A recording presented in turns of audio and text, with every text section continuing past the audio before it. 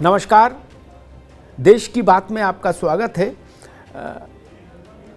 राहुल गांधी की सदस्यता जब गई लोकसभा की, तो स्वाभाविक है वो कांग्रेस पार्टी के बड़े नेता हैं, अध्यक्ष रहे हैं और गांधी परिवार से हैं। इस नाते कांग्रेस का आक्रोश स्वाभाविक था। सदन से सड़क तक आक्रोश स्वाभाविक था।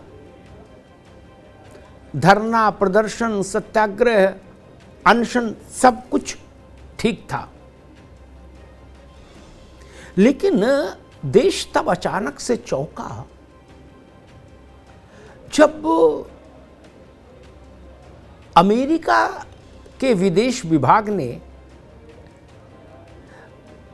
राहुल गांधी की लोकसभा से सदस्यता जाने से संबंधित एक बयान दिया और कहा कि अमेरिका राहुल गांधी के इस केस पर निगाह बनाए हुए है। अब जरा समझिए, निगाह रखने का क्या मतलब होता है, निगाह बनाए हुए का क्या मतलब होता है। क्या संयुक्त राष्ट्र अमेरिका सास है और भारत को बहू समझ रहा है, या खुद को उस्ताद और भारत को शागिर्द समझ रहा है। भारत के एक सांसद की सदस्यता गई एक अदालती आदेश के जरिए। इस मामले में अमेरिका क्या निगाह बनाएगा और क्यों निगाह बनाएगा, और फिर इस बात की सार्वजनिक घोषणा भी करेगा। ये समझिए, बहुत गंभीर बात है, ये हल्की बात नहीं। ये मणिशंकर अय्यर का बयान नहीं है कि जिसको आप इधर से सुनो उधर से निकाल दें हंसते हुए। गंभीर बयान है, ये अमेरिका की टिप्पणी। और हम लोग इस टिप्पणी के निहितार्थ समझ पाते तब तक एक और टिप्पणी आ गई, जर्मनी से टिप्पणी आई। और वहां ऐसा नहीं कि कोई चिंटू पिंटू ने बोल दिया कि जर्मनी में रहते हैं, फल फ्रूट बेच रहे हैं, कहीं उनकी इच्छा हुई तो कुछ बोल दिया। नहीं, एनजीओ का भी मामला नहीं, किसी छोटी पार्टी के सांसद का भी मामला नहीं। जर्मनी में जर्मनी के विदेश मंत्री ने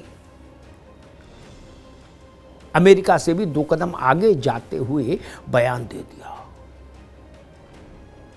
कहा कि राहुल गांधी के पास, हमें बताया गया है कि राहुल गांधी की सदस्यता चली गई, उनके पास न्यायालय जाने का विकल्प है और जर्मनी ये उम्मीद करेगा भारत से कि निष्पक्षता के साथ राहुल गांधी के साथ न्याय हो।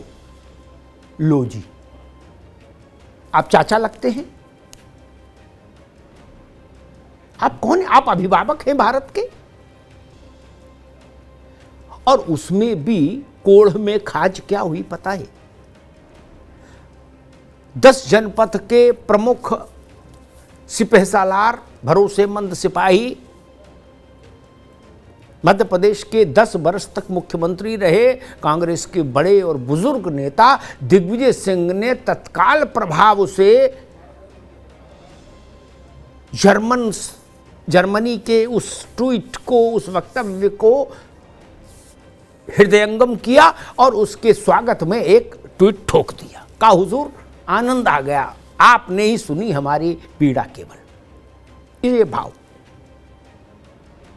जैसे लगा कि कांग्रेस जर्मनी से कह रही है कि हुजूर हिंदुस्तान में बड़ा जुल्म गारत है और डेमोक्रेसी भी खत्म हो गई, वो तो आपने आवाज लगाई तो हमारे जान में जान आई। इस तरह का एक भाव। क्या ये सब कुछ आपको ऐसा नहीं लगता एक चरणबद्ध ढंग से, सोचे समझे तरीके से ये सब घटनाएं घट रही हैं?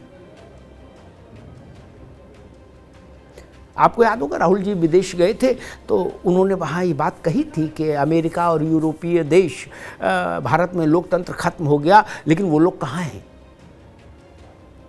वो लोग उस भारत में लोकतंत्र को बचाने के लिए आगे क्यों नहीं आ रहे? क्या भारत का लोकतंत्र अमेरिका बचाएगा और यूरोप बचाएगा? भारत का लोकतंत्र भारत के 150 करोड़ लोगों के सम्मान का विषय है।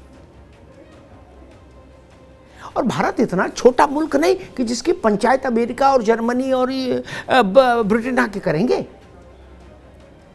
और एक और पेच की बात समझिए, रहस्य की बात समझिए, वहां से आपको इसके पीछे की सारी राजनीति समझ आ जाएगी कि इसके पीछे खेल क्या है। भारत के एक और बहुत बड़े नेता थे, लालू प्रसाद यादव। हैं थे क्या, अभी भी बड़े नेता हैं, पद पर ना हो फिर भी। लालू जी की सदस्यता भी उसी कानून के तहत गई, उसी न्यायिक व्यवस्था के तहत गई जिस न्यायिक व्यवस्था के तहत राहुल गांधी की गई। क्या तब अमेरिका ने चिंता जताई थी और कहा था कि हम निगाह रखे हैं लालू प्रसाद यादव के मामले में? तब क्या जर्मनी से ऐसी कोई आवाज आई थी? फिर जयललिता की भी सदस्यता ऐसे ही इसी तरीके से गई। आपने कहीं Germany, Japan, Holland, Poland, Honolulu किसी की का वक्तव्य सुना? नहीं। समझिए, 32 लोगों की विधायक सांसद मिला के सदस्यता जा चुकी है इस सुप्रीम कोर्ट के निर्णय के बाद, जो 2013 में एक केस में सुप्रीम कोर्ट ने फैसला दिया था कि भाई किसी आपराधिक मामले में अगर किसी जनप्रतिनिधि को 2 साल या उससे अधिक की सजा हो जाएगी तो उसकी मेंबरी तत्काल चली जाएगी। इस कसौटी पर 32 लोग शहीद हो चुके अब तक। उसमें हर पार्टी के सांसद विधायक हैं, बड़े छोटे हर तरह के नेता हैं। कभी आपने सुना कि किसी दूसरे देश ने चिंता जताई हो और कहा हो कि न्याय मिलना चाहिए फला को, निष्पक्षता से जांच होनी चाहिए फला के मामले की? अरे भाई, आप कौन है? फला बोले तो बोले, आप क्यों बोल रहे हैं? ये विषय सामान्य नहीं है। रूस और यूक्रेन के युद्ध में भारत की जो भूमिका विश्व स्तर पर एक लीडर जैसी रही, वो भी दुनिया के तमाम देशों को पचा नहीं। भारत आर्थिक तौर पर समृद्ध हो रहा है, सशक्त हो रहा है, ये भी पच नहीं रहा। भारत में भी दुनिया के बड़े मुल्कों जैसे हाईवेज और एक्सप्रेसवेज बन रहे हैं, ये पच नहीं रहा। भारत में भी लाखों करोड़ों लोग जहाज से यात्रा करने लगे, ये पच नहीं रहा। भारत में भी स्वास्थ्य की सुविधाएं बड़े मुल्कों जैसी हो रही हैं धीरे धीरे, ये पच नहीं रहा।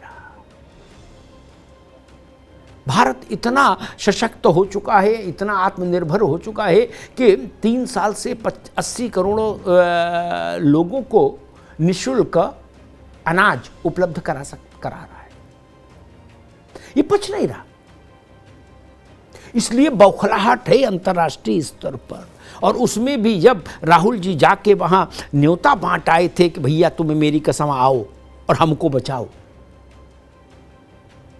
तो दुनिया के तमाम मुल्क इस अवसर की तलाश में थे कि भारत अचानक से विश्व पटल पर एक लीडर की तरह बिहेव कैसे कर रहा है। इटली की प्रधानमंत्री आती हैं तो वो कहती है कि नरेंद्र मोदी विश्व के लीडर्स में सबसे ज़्यादा लोकप्रिय हैं, सबसे ज़्यादा दुलारे हैं। ये G20 की अध्यक्षता भारत के पास आती है और दुनिया के तमाम उलझे हुए मसले, तमाम विवादों पर विश्व का नेतृत्व नरेंद्र मोदी की टिप्पणी का मान रखता है, उसका इंतजार करता है। ये भी पच नहीं रहा।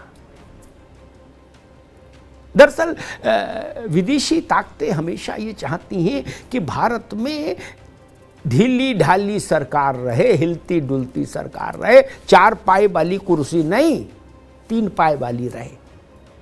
एक तरफ ईंटा लगा दो ताकि कुर्सी हिलती रहे और लीडर भी ऐसा हो जिसको घुड़क दो तो डर जाए। लेकिन अफसोस ये कि इस वक्त ना तो सरकार तीन पाए वाली है, सरकार बिल्कुल अजड़ सिंहासन पर बैठी है, और नेतृत्व भी मोदी का ऐसा है कि आप उनको घुड़क नहीं सकते, आप उनको डरा नहीं सकते, आप उनको बाध्य नहीं कर सकते।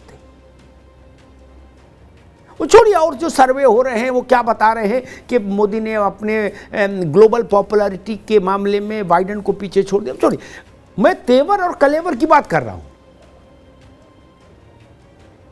उस तेवर के साथ जब भारत की लीडरशिप इमर्ज हो रही है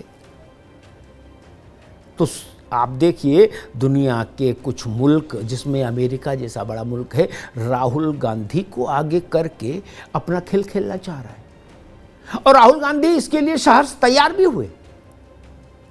आपको याद है, कांग्रेस के एक गांधी परिवार के ही बड़े प्रिय थे हैं मणिशंकर अय्यर, वो एक बार पाकिस्तान गए थे। वो पाकिस्तान में रोने लगे, बोले आप लोग हमारी मदद करो मोदी को हटाने में। पाकिस्तान क्या खा के मदद करेगा, वहां तो रोटी की समस्या, आटा ही नहीं मिल रहा, भूखों मर रही है रियाया। लेकिन अय्यर के मन की बात तो वहां सामने आ गई थी।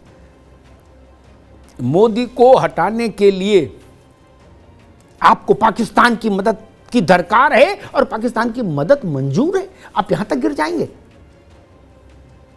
मोदी आए ईवीएम से थे, मोदी जाएंगे भी ईवीएम से। और मोदी क्या, कोई भी, देश की जनता तय करेगी कि उसको किसके माथे पर रोली चंदन लगाना है। यह अमेरिका तय करेगा, ये जर्मनी तय करेगी। राहुल जी न्योता दे के आए विदेशी ताकतों को कि आप आइए, भारत के लोकतांत्रिक सेटअप में हस्तक्षेप करिए, क्योंकि हमारे यहाँ लोकतंत्र खत्म हो चुका। उसकी मृत्यु पर गरुड़ पुराण पढ़ दिया कांग्रेस ने। भारत में लोकतंत्र की मृत्यु के बाद गरुड़ पुराण पढ़ दिया कांग्रेस ने।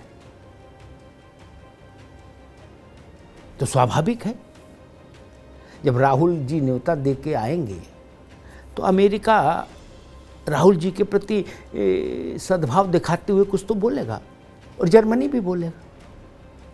लेकिन आपने देखा होगा, जब ये अमेरिका और जर्मनी की टिप्पणियां आई तो भारतीय जनता पार्टी ने और सरकार ने, केंद्र सरकार ने, दोनों ने अपने स्तर पर इसका कड़ा प्रतिवाद किया और कहा कि भारत को किसी दूसरे देश से सीखने की ज़रूरत नहीं, और ना कोई दूसरा देश ऐसी हिमाकत करे कि भारत को सिखाने की कोशिश करे।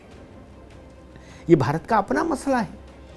और मज़े की बात ये है, अमेरिका से ट्वीट करवा रहे हैं, जर्मनी से ट्वीट करवा रहे हैं भैया जी, लेकिन सदस्यता बचाने के लिए, बहाल करवाने के लिए अदालत नहीं जा रहे। खेड़ा गिरफ्तार हुए, 3 घंटे में कांग्रेस के आधा दर्जन बड़े बड़े वकील काला गाउन पहन के, चोंगा पहन के सुप्रीम कोर्ट के अंदर, और 4 घंटे के भीतर खेड़ा बाहर पुलिस के उससे। लेकिन राहुल जी के मसले में हफ्ता भर से ज्यादा टाइम बीत गया, अभी तक तो एप्लीकेशन भी टाइप होना शुरू नहीं हुई कोर्ट की। इसके पीछे क्या खेल है? कोर्ट से परहेज और अमेरिका से प्रेम। इस टूल किट को समझिए,